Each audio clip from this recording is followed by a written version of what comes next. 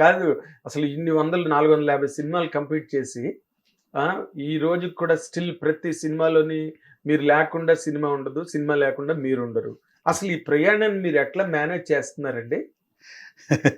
నేనంటూ ప్రత్యేకంగా మేనేజ్ చేయటమంటే ఏమీ లేదండి అసలు యాక్చువల్‌గా. హ్మ్. నాకు తెలీదు. అసలు నేను యాక్టర్ అవుతానని ఎప్పుడూ అనుకోలేదు నా జీవితంలో. హ్మ్. మీ అందరికి తెలిసిన విధంగా, ప్రేక్షకులకు తెలిసిన విధంగా గిరిబాబు గారు, నాన్నగారు యాజ్ ఎ ప్రొడ్యూసర్‌గా, హీరోగా, క్యారెక్టర్ ఆర్టిస్ట్‌గా, కమెడియన్‌గా, విలన్‌గా, డైరెక్టర్‌గా మీ అందరికి సుపరిచితులు. రైట్ ఫ్రమ్ 1973 నుంచి ఈ రోజు వరకు నాన్నగారిని మీరు అందరూ ఆశీర్వదిస్తూనే ఉన్నారు. నాన్నగారికి ఇప్పుడు 82 రన్నింగ్ అనమాట. తెలీదండి. మా ఓన్ ప్రొడక్షన్ హౌస్ ఉండేది. ఆ ప్రొడక్షన్ హౌసు 1977లో స్టార్ట్ చేశారు నాన్నగారు. 'దేవతలారా దీవించండి' అనే సినిమాతోటి. అది కూడా ఒక వినూత్న ప్రయోగం. ఏంటంటే ఆ cinema black and white CinemaScope for the first time in Asia. Black and వైట్లో సినిమాస్కోప్ ఫస్ట్ టైం నాన్నగారు ట్రై చేసిన ఫస్ట్ ఇది అనమాట. అది ఎంత సూపర్ హిట్ అయిందని ప్రేక్షక దేవుడు అందరికీ తెలుసు. పెద్ద హిట్, సూపర్ డూపర్ హిట్. అది ఒక సెన్సేషనల్ హిట్ ఆ రోజులు. అలాగే నాన్నగారు తీసిన సినిమాలు సింహగర్జన కానివ్వండి, భారీ బడ్జెట్ సినిమా. తర్వాత మా చిన్న బ్యానర్లో మాధవి చిత్రాన్ని మా సిస్టర్ కన్సర్న్లో దానిలో తీసిన ముద్దు ముచ్చట, సంధ్యారాగం, అలాగే కీర్తిశేషులు కోగంటి కేశవరావు గారు అనే డిస్ట్రిబ్యూటర్ బ్రహ్మరామ గారి ఫిలిమ్స్, వాళ్ళ బ్యానర్లో నాన్నగారు పార్ట్నర్గా చేరి అది మెరుపుదాడి అనే ఒక సంచలనాత్మక సినిమా. అది కూడా అది సుమను, భానుచంద్ర హీరోస్. అది కౌబాయ్ సినిమా. అట్లా అది ఒక సెన్సేషనల్ ఫిల్ము. ఆ ఇయర్లో one of the highest collected films అనమాట అది. అట్లా ఆ సినిమా. దాని తర్వాత రణరంగం అనే ఒక పెద్ద బడ్జెట్ ఫిల్ము, భానుచంద్ర సుమలతో వీళ్ళతో చేసిన సినిమా. తర్వాత కొంత గ్యాప్ ఇచ్చి మా తమ్ముడిని హీరోగా ఇంట్రడ్యూస్ చేయడం జరిగింది, ఇంద్రజిత్ అనే సినిమా. అప్పటి వరకు నేను నాన్నగారికి కోఆర్డినేటర్గా పనిచేస్తూ ఉండేవాడిని, ప్రొడ్యూసర్గా. So all of the sudden ఏంటంటే నేను ఎప్పుడు యాక్టర్ అవుదామని నాకు కోరిక లేదు, ఆ ఇంట్రెస్ట్ లేదు. బై ఆల్ మీన్స్ ఏంటంటే నేను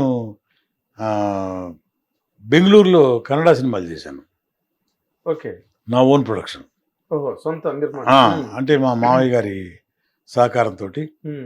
మీ సుపరిచితులు మీ అందరికీ కమిడియన్ సుధాకర్ గారు, మా ఆహుతి ప్రసాద్, కీర్తిశేషులు, అలాగే ఇంకొక హరిప్రసాద్, శివరంజని హరిప్రసాద్, తను కూడా కీర్తిశేషులు,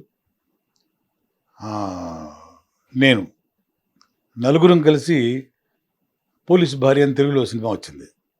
నరేష్, కాటకాడ ప్రసాద్ గారు, చాలా పెద్ద హిట్ తెలుగులో.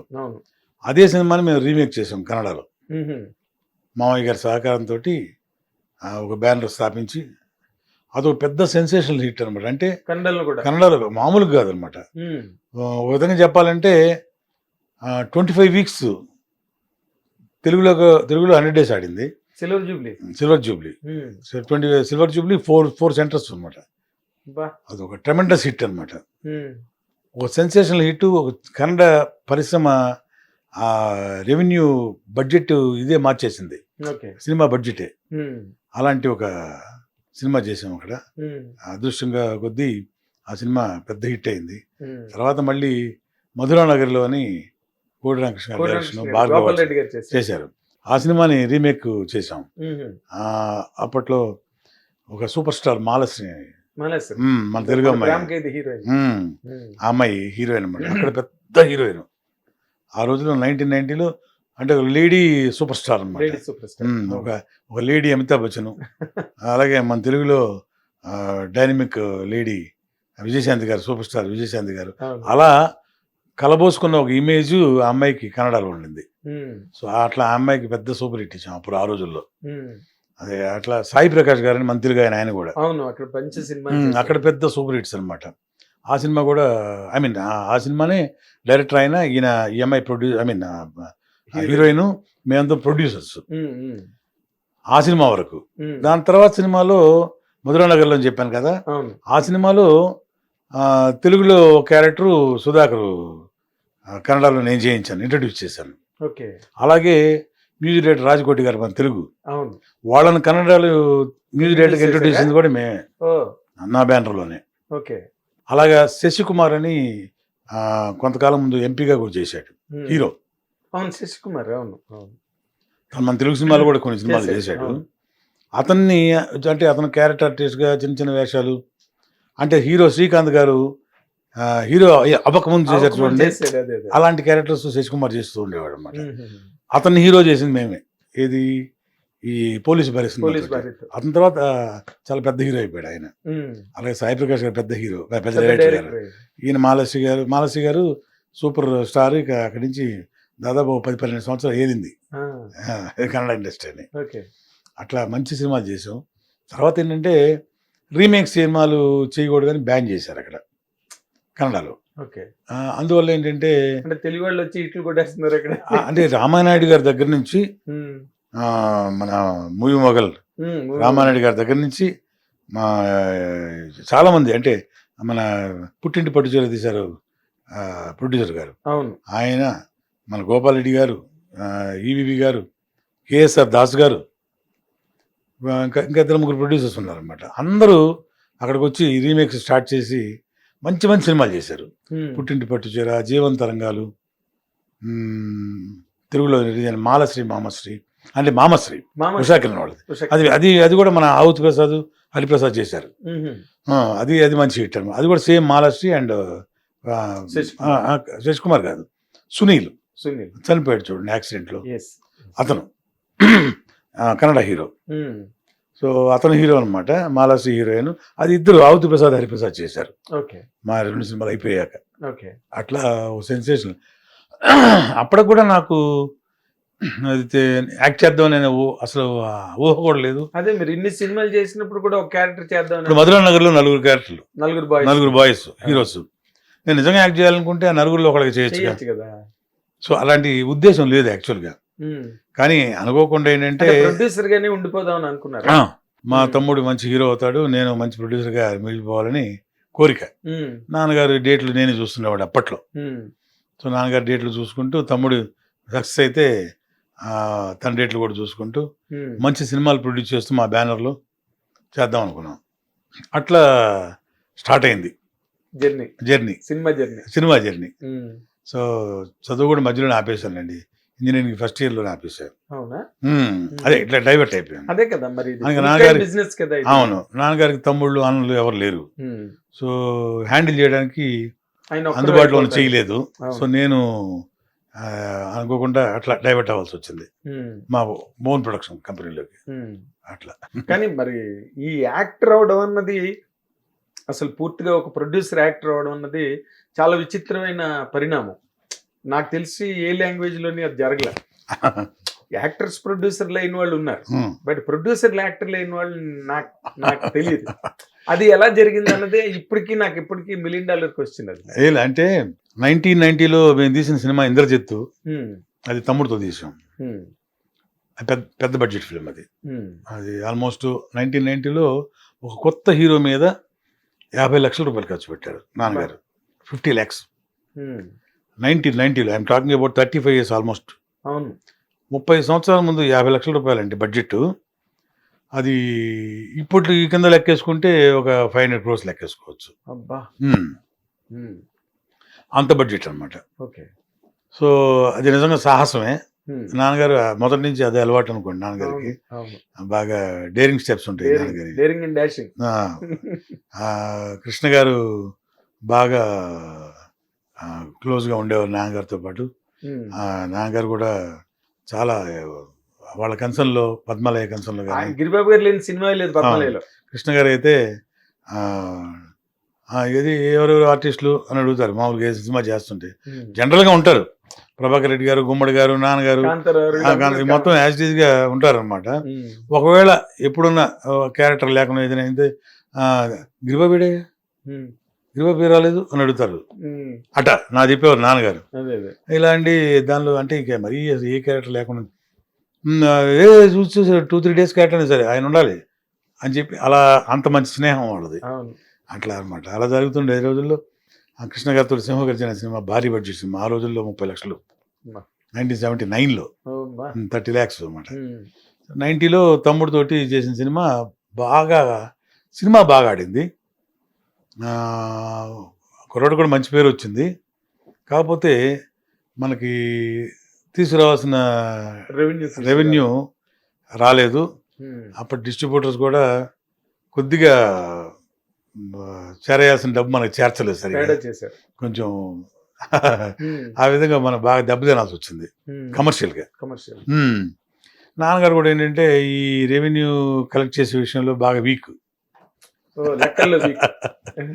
అంత గట్టిగా అడిగి ఫోర్స్ చేసి తీసుకునే టైప్ కాదు నాన్నగారు. అట్లా కాదు అసలు. ఇది సాఫ్ట్ క్యారెక్టర్ అనమాట. సరే ఇక అప్పటికి నా వయసు కూడా చాలా చిన్నది. సో ఏదైతే సినిమాని అయితే బయటికి నెట్టగలిగాం కానీ నష్టాన్ని పూడ్చుకోలేకపోయాం. ఆ ఎఫెక్ట్ బాగా దెబ్బతీసింది. సో ఏంటంటే మాకున్న ప్రాపర్టీస్ అన్ని అమ్మి నాన్నగారు చాలా హానెస్ట్గా ఆ సినిమా రిలీజ్ అప్పుడు నాన్నగారు చాలా ఇబ్బంది పడ్డారు. అంటే ఆల్మోస్ట్ 33 lakhs డెఫిసిట్లో ఉన్నది. కానీ కొన్ని డిపార్ట్మెంట్స్ అంటే ఫైటర్స్ యూనియన్ కావచ్చు, కెమెరా డిపార్ట్మెంట్ కావచ్చు, ప్రసాద్ ల్యాబ్, మన జమినీ కిరణ్ గారు, వాళ్ళందరూ కూడాను నాన్నగారి మీద ఉన్న గుడ్ విల్ తోటి ఎల్లుండి సినిమా రిలీజ్ అంటే ఈరోజు ఏం చేస్తాం, డబ్బు రాకపోతే సినిమా ఆపకూడదు, రిలీజ్ చేయాలి, ప్రెస్టేజ్ ఇష్యూ. అలా రిలీజ్ చేస్తాడులే, ఎవరి కోసం రిలీజ్ చేస్తాడులే అని సగం తీసుకొచ్చిన వాళ్ళు కూడా ఉన్నారు. డబ్బు 25% తీసుకొచ్చిన వాళ్ళు కూడా ఉన్నారు. సరే ఏదైనా కానివ్వండి, అది మా బ్యాడ్ లక్. అంటే గుడ్ విల్ కూడా ఒక్కొక్కసారి మైనస్ అవుతుంది అన్నదానికి నిదర్శనం కదా. అంతే, అలా అనుకోవాలి ఒక్కోసారి. మా టోటల్గా ఏంటంటే మా బ్యాడ్ లక్ అనుకోవాలి. సో ఆ విధంగా ఏంటంటే సినిమా రెవెన్యూ బాగానే, అంటే కొన్న వాళ్ళకి వాళ్ళ డబ్బులు వాళ్ళకి వచ్చినాయి కానీ 10 రూపాయలు వాళ్ళకి మిగిలింది. కానీ మా వరకైతే బాగా నష్టపోయాము. అది నాన్నగారు ఏంటంటే అది ప్రెస్టేజ్ ఇష్యూగా తీసుకొని సినిమా రిలీజ్ చేయడం జరిగింది. ఆ 33 లక్షల రూపాయలు డెఫిసిట్ అనేది మామూలు డెఫిసిట్ కదా అప్పట్లో. సో మాకున్న మెడ్రాస్లో నాన్నగారు ఏదైతే సంపాదించారో 20-25 years అవి మొత్తం అమ్మేసి హానెస్ట్గా ఆల్ డిపార్ట్మెంట్స్కి ఎవ్వరికి కూడా రూపాయి బ్యాలెన్స్ పెట్టకుండా విత్ ఇంట్రెస్ట్ పే చేశారు. చరిత్ర ఇది నేను గొప్పగా చెప్తాను కూడా, చెప్తా కూడా. అంటే జనరల్గా ఎవరు చేయరు. మాదే ఐపీ పెట్టేస్తారు కావాలని చెప్తున్నాను. సినిమా రిలీజ్ అయిన తర్వాత ఎవరిని పట్టించుకోరు, దానికి వేరే కథలు ఉంటాయి. కానీ నాన్నగారు అయితే ఆ విషయంలో ఒకటే చెప్పారు, ఒక్కడు కూడా మన ఇంటికి రాకూడదు, 1 రూపాయి నాకు బ్యాలెన్స్ ఉంది సార్ అని మన గేట్ దగ్గర వచ్చి అడగకూడదు, గుర్తుపెట్టుకో, గట్సాల్. ఇక్కడికి వచ్చిన మనం సంపాదించింది ఏం లేదు, ఊరి నుంచి వచ్చినప్పుడు అలాగే వెళ్ళిపోదాం కావాలంటే ఊరికి, కానీ ఎవరికి కూడా నా రూపాయి బ్యాలెన్స్ అని చెప్పి ఎవరు నన్ను అడగకూడదు, నువ్వేం చేస్తావు నాకు తెలియదు. సో ఆ విధంగా ఉన్నది మొత్తం క్లియర్ చేసేసి ఆ టైంలో మీరు అడిగిన క్వశ్చన్కి నేను ఇంత చెప్పాల్సి వచ్చింది. చెప్పాలి. ఆ టైంలో ఏంటంటే బాగా మేము కమర్షియల్గా బాగా వీక్ అయిపోయాం, ఆర్థికంగా బాగా. అంటే ఒక విధంగా చెప్పాలంటే 2 సినిమాలు, అంటే తమ్ముడు సినిమా, కన్నడ సినిమా, 2 సినిమాలు చేస్తూ ప్రొడ్యూసర్గా ఒకే రోజు 2 సినిమాలు, ఒకటి బెంగళూరులో, ఒకటి హైదరాబాద్లో, చెన్నైలో 2 సినిమాలు హ్యాండిల్ చేసామండి. అంటే మార్నింగ్ ఫ్లైట్ బెంగళూరు వెళ్ళి అక్కడ పనులు చూసుకుంటూ, అఫ్కోర్స్ మన ఆవుతి ప్రసాద్, హరిప్రసాద్ గారు వాళ్ళిద్దరు అక్కడ ఉండేవారు. కానీ కొంచెం ఫైనాన్షియల్గా ఇష్యూలు, అంటే మామయ్య గారు కదా సహకారం, కొంచెం నేను కూడా వెళ్ళేసి కొద్దిగా కూర్చొని అది చేసుకుంటూ మళ్ళీ నైట్ ఫ్లైట్ గారికి వచ్చేసి ఇక్కడ తమ్ముడు సినిమాలు, ఆ సినిమా సంబంధించిన పనులు, తలకోనలో కూడా షెడ్యూల్ ఉండేది, అట్లా ఆ పని కూడా చేసుకుంటూ ఒక్కొక్కటి ఫినిష్ చేసుకుంటూ సినిమా ఆల్మోస్ట్ ఇక ఇంద్రజిత్ సినిమా వచ్చేసరికి బాగా డెఫిసిట్లు పడిపోయాం. రిలీజ్ అంటే కంప్లీట్ చేయడం కూడా బాగా ఫైనాన్షియల్ సపోర్ట్ లేకపోయింది. నాకు వచ్చిన ప్రాఫిట్ పెద్ద హిట్ అని చెప్పాను కదా, ఆ ప్రాఫిట్స్ కూడా దీనిలో వేసేసి, సో అట్లా ఆ విధంగా ఏంటంటే సినిమా మొత్తం రిలీజ్ చేయగలిగాము. సినిమా రిలీజ్ అయిన తర్వాత ప్రాపర్టీస్ అమ్మేసి మొత్తం క్లియర్ చేయడం కూడా జరిగింది. అట్లా బాగా కమర్షియల్గా వీక్ అయినప్పుడు ఇక వేరే అవకాశం అందుబాటు ఏది లేకపోయింది. అంటే ఇప్పుడు నేను చదువుకోలేదు ఫుల్ ఫ్లెడ్జ్డ్గా, ఉద్యోగం చేద్దామంటే అవును. ఏం చేయాలి? మనకు తెలిసిన విద్య సినిమా ఒకటే. ఏం చేయాలి సినిమాలో? ప్రొడ్యూస్ చేయాలి. ప్రొడ్యూస్ చేయడానికి ఇన్వెస్ట్మెంట్ కావాలి. ఇన్వెస్ట్మెంట్ చేయడానికి డబ్బు లేదు. అవును. అనుభవం ఉంది కానీ డబ్బు లేదు. డబ్బు లేదు. ఆ టైంలో నాన్నగారి ద్వారా వచ్చిన ఒక మంచి గుణమే అనుకుంటున్నా అది.